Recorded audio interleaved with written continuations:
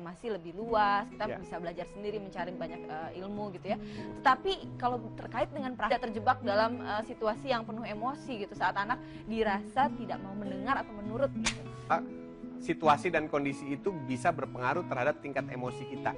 Yang kedua, pada saat tegang dan banyak tugas atau pikiran atau genting, itu biasanya emosi cepat sekali terpancing. Jadi kita harus melibatkan anggota keluarga kita untuk saling memahami pada saat kondisi di antara kita sedang seperti itu. Nah, di waktu-waktu tertentu ya yang berhubungan dengan menstruasi itu juga berpengaruh. Ya, tingkat emosi kita tidak bisa menafikan itu adalah siklus alam, sangat alamiah. Jadi para suami kita harus mensiasati kondisi.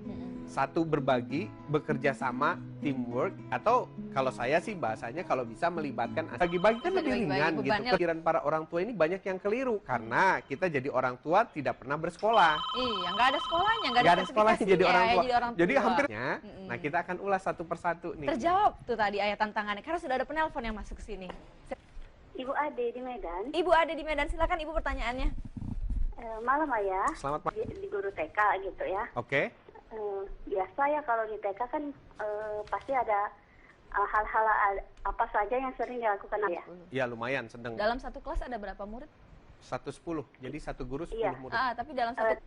nah kadang-kadang kan gitu misalnya apa Bu misalnya? Misalnya sedikit saja dia nanti melakukan sesuatu yang mengganggu temannya gitu, dan itu udah... Mengganggu temannya, saya boleh tahu nggak ciri-ciri? Kemudian boleh tahu nggak rambut-rambutnya tuh agak berdiri atau lurus? Anaknya lincah gitu bergerak nggak? Iya. Anaknya lincah gitu bergerak ya. Oke. Udah jelas nih Bu. Biasanya ciri-cirinya selalu mirip-mirip seperti itu ya Bu? Iya. Oke.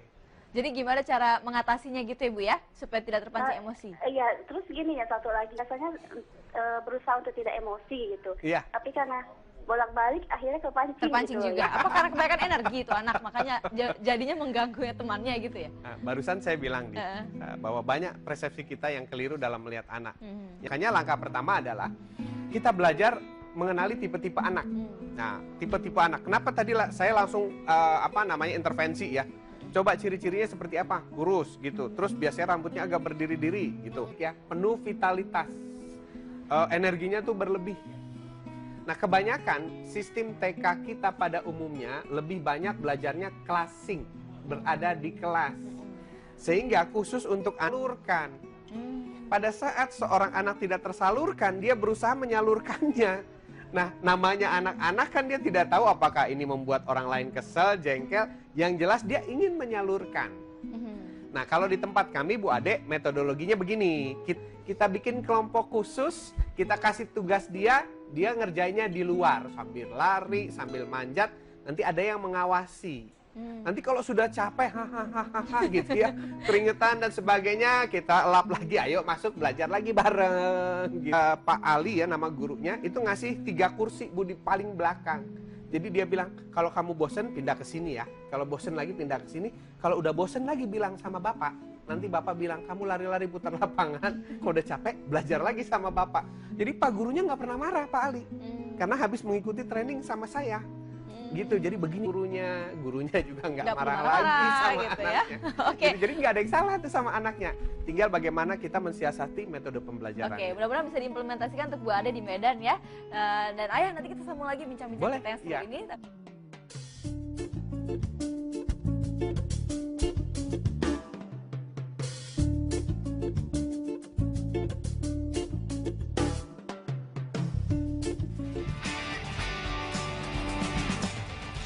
Jangan lewatkan serunya.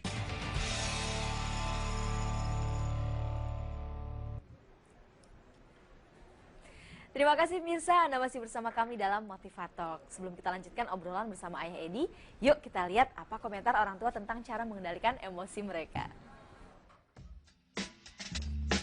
Saya cuma kalau itu saya kurung aja gitu di kamar mandi, apa-apa daripada tangan saya melayang gitu, mendingan saya kurung ke kamar mandi, ntar dia kan jerah. Daripada saya masih tak turun tangan, mendingan saya kurung di kamar mandi. Saya misalnya marah, saya marah sama anak saya, kan anak saya lagi ini, saya nyesel sama anak, Ya itu pengertian aja, kamu jangan begini bandel apa-apa gitu.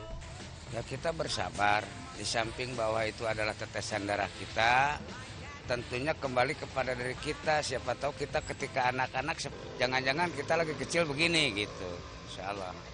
Tindakan dilakukan ya, saya sekarang mempelajari bahwa kalau bisa mendidik anak itu cara isyarat ya, nggak boleh begitu sambil muka kita agak dibedakan dari biasanya. Nah, ternyata setelah dilaksanakan, Daripada tangan saya melayang, saya kurung aja di kamar mandi. Gimana tuh Ayah? Iya, saya ngebayangin ada tangan bisa melayang-layang.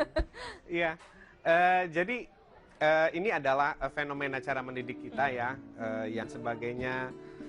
Kemudian juga karena kita ini mendidik berdasarkan turunan, jadi biasanya langkah-langkahnya, padahal dulu waktu kita masih kecil nggak suka tuh dibegitukan gitu. Tapi begitu kita jadi orang tua melakukan lagi pada anak-anak kita cara yang sama seperti tadi. Jadi akhirnya generasinya nggak putus gitu. Jadi generasi kita penuh dengan kekerasan. Nah kita kan hendaknya mendidik itu dengan cara yang lebih arif ya, supaya tidak muncul lagi yang namanya kita mempelajari ciptaan Tuhan. Kayak tadi kita kan pada saat break ya, komersial break kan kita bicara ya.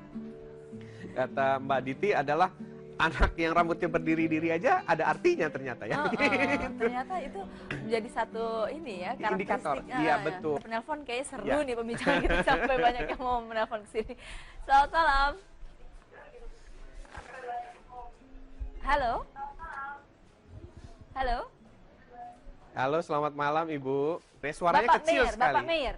Suaranya kecil sekali Pak. Iya. Halo, iya, Pak Bapak Meir. Dari Metro Lampung nih Pak. Oh iya, silakan Pak Silakan Meir. Pak Meir. Boleh suara TV-nya mungkin dikecilkan Kak? Oh iya Iya. maaf. Oh ya gini Pak, Sanak yang super bandel nih Pak. Oh, Super bandelnya bagaimana Bapak, tuh? anak Bapak atau anak tetangga Bapak nih? Ini keponakan saya nih Pak. Keponakan. Soalnya saya melihat keponakan saya ini bandel sekali Pak. Nah, bandelnya seperti apa? Boleh diceritain Pak?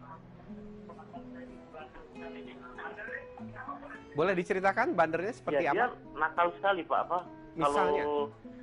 Kalau ibunya minta tolong, Anaknya usia berapa Pak? kira-kira 10 tahunan Pak. 10 tahun ya. Laki-laki atau perempuan berpengaruh? Laki atau perempuan? Iya laki-laki. Laki-laki. Sejak kapan ini mulai terjadi Pak? Sejak usia 10 tahun, 8 tahun, Ya, 7... memang seperti itu. Sekarang Sebelumnya tidak begitu ya Pak? ya gimana Pak?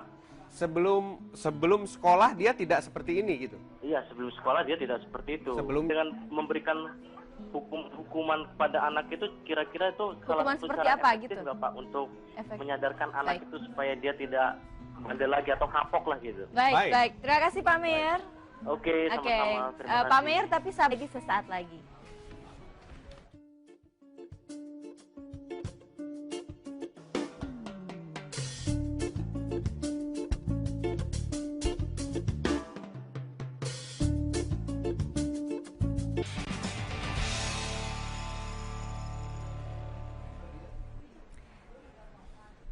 Saatnya Ayah ini menjawab pertanyaan dari Pak Meir di Lampung tadi. Silakan Ayah. Ya, begini Pak Meir. Yang pertama, perilaku anak itu ada karena mencontoh. Nah, siapa yang dicontoh? Yang pertama adalah lingkungan terdekat, sampai menjadi berbeda pada saat mereka sekolah. Kenapa? Karena di sekolah ini kan bercampur berbagai macam anak dari beberapa jenis orang tua yang mulai menyimpang. Orang tuanya tidak tahu bagaimana cara mengatasinya. Biasanya Marah aja gitu ya. persis, biasanya langsung marah, memarahi anak begini. Nah, itu tidak mempan buat anak zaman sekarang. Kalau misalnya kalau dia berkata kotor, langsung kita ajak duduk, nggak usah marah. Kamu tadi bilang apa nak? Kamu tahu nggak artinya itu kata? Maka pertama, kamu akan kena sanksi. 1, uang jajan dikurangi. 2, kamu tidak boleh main. 3, apapun sanksinya kita susun. Tapi sanksi itu disusun pada saat kita tidak sedang marah. Jadi kita punya daftar 20 sanksi yang paling mengurangi kenikmatan anak. Plus sekaligus, kalau kamu tidak bicara itu lagi, oke. Ada rewardnya. Rewardnya apa? Oke. mama akan kasih apa atau ajak kemana dan sebagainya. Satu. Terus kalau dia berhasil mengatasi satu kamu, nah, satu persatu. Jadi kasus itu nggak bisa 10 kita atasi. Meyer ini keponakannya mungkin sudah orang tua. Yang pertama, kalau saya punya klien seperti ini, saya akan menganjurkan anaknya untuk ditarik dari sekolah yang bersangkutan. Dipindahkan, dicarikan sekolah yang lebih kondusif, yang anak-anaknya lebih ramah. Jadi mau anaknya bicara kotor, melawan orang tua, nggak peduli. Yang penting nilai KKM-nya tercapai. Padahal, makanya di Facebook saya lagi kampanye itu ya, untuk mencari sekolah-sekolah yang mengutamakan akhlak, baru nilai. Jadi akhlak dulu, baru nilai. Nah seperti itu. Kenapa? Karena begitu mata rantai sumber perilaku anak ini diputus, anak tidak lagi mencontoh, tidak ada lagi pressure dari teman-temannya. Nah setelah aturan main dibuat, satu kasus, satu aturan main, satu konsekuensi, satu punishment, satu reward. Nah satu diberlakukan. Hanya saya katakan, tidak tegas, anak akan melawan lagi, dan melawan lagi. Yang pastinya nature-nya anak mencari celah pastinya ya. Persis. Jadi harus membutuhkan konsistensi. Pertama bisa dilakukan sekarang adalah menerapkan aturan yang aturan berlaku dulu. ya. Sambil survei sekolah ya. Dan aturan itu dibuat sedetail mungkin ya. Apa reward-nya, apa punishment-nya gitu ya. Kedua orang tua harus kompak ya. Suami istri, kalau suami yang bilang A, istrinya harus bilang A. Kalau kita terapkan ini, tidak ada yang bilang, itu terlalu berat mah. 9424 sekian-sekian. Ya. Assalamualaikum Ayah Edi, saya punya anak perempuan 6,5 tahun, terkadang sangat egois Ayah. Contohnya saya perhatikan dia kalau main sama temennya halu begitu. Bagaimana mengatasinya ya Ayah? Dan bagaimana cara memperkenalkan arti kakak atau kedewasaan serta mengajarkannya untuk bertanggung jawab? Demikian Ayah, terima kasih. Baik, begini. Anak bapak ini tipenya memang leader. Jadi bawaan lahirnya selalu ingin memimpin. Tidak selamanya dia bisa memimpin di satu kelompok. Kadang-kadang dia juga harus menjadi pengikut. Nah, anak kami di rumah, yang pertama itu tipenya lumayan ya, cukup leader. Tapi yang kedua ini lebih leader, adiknya. Jadi selalu ingin memimpin kakak, menyelesaikan masalah. Jadi kalau kita biarkan pertengkarannya berulang-ulang. Apa yang kami lakukan? Bergantian. Jadi polanya adalah saya beli timer, ya beli timer, kring gitu ya. Nah nanti pada saat anak main, saya ikutan main. Nah saya bilang, siapa sekarang yang mau memimpin? Adiknya akan nunjuk dulu, adik yang ngikut. Jadi pakai timer. Lama-lama nanti timernya dibikin 10 menit. Siapa? Memang dia tetap ada potensial leadership. Tapi saya tinggal tanya, sekarang giliran siapa ya yang memimpin? Nah seperti itu. Jadi kita ajari namanya konsep bergantian sampai dia sadar bahwa lama-lama adiknya tidak lagi memaksakan. Kalau dulu modelnya begitu. Kalau dia tidak memimpin marah. Kemudian dia keluar, dia diem. Nah, tapi lama-lama dia tahu, oh nanti ada giliran saya nih untuk memimpin. Begitu kira-kira. Nah ini menarik sekali nih Ayah nih dalam keseharian mereka, kegiatan mereka ya, sehingga tidak memancing emosi orang tuanya juga ya. Nah pemirsa, kita akan lanjutkan lagi bincang-bincang kita, tapi